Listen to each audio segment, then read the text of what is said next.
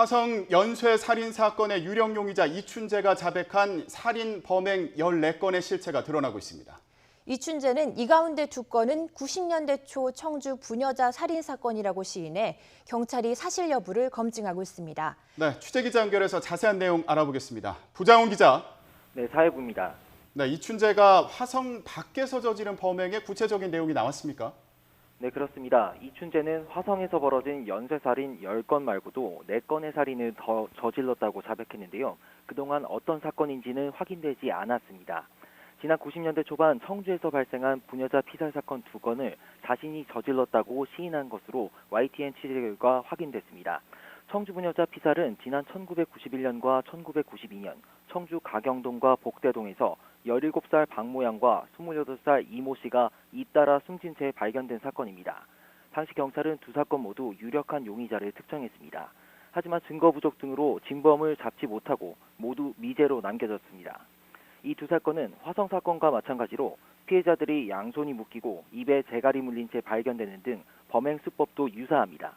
하지만 경찰은 자백한 사건들이 무엇인지는 공식적으로 확인해주지 않고 있습니다. 이춘재의 진술이 거짓일 수도 있어 추가 검증이 필요하다는 게 이유입니다. 네, 말씀하신 것처럼 자백 내용도 검증이 굉장히 중요할 텐데 어떻게 진행이 되고 있습니까? 네, 경찰은 과거 수사 기록을 다시 살펴보고 관련자 조사를 통해 진술의 신빙성을 검증하겠다는 계획입니다. 특히 이춘재가 이미 범인이 나온 8차 사건까지 자신의 소행이라고 자백했기 때문에 그 부분을 중점적으로 살펴보고 있습니다. 우선 경찰은 최근 당시 범인으로 특정된 윤모 씨를 만나 조사했습니다.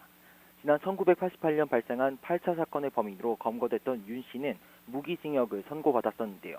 이후 징역 20년으로 감형돼 이미 형기를 모두 마치고 10년 전쯤 출소한 상태입니다. 윤 씨는 재판 과정에서 무죄를 주장한 것으로 알려졌습니다. 만약 이춘재의 자백이 사실이라면 경찰의 부실 수사로 억울한 누명을 쓰고 옥살이까지 한 셈입니다. 반대로 자백이 거짓으로 드러나면 다른 진술의 신빙성도 흔들리게 되는데요. 어느 쪽으로 결론이 나든 경찰 입장에선 곤혹스러울 수밖에 없습니다. 이춘재가 자백한 구체적인 내용을 경찰이 끝까지 공개하지 않고 있는 것도 이런 고민을 반영한 것이란 분석이 나옵니다.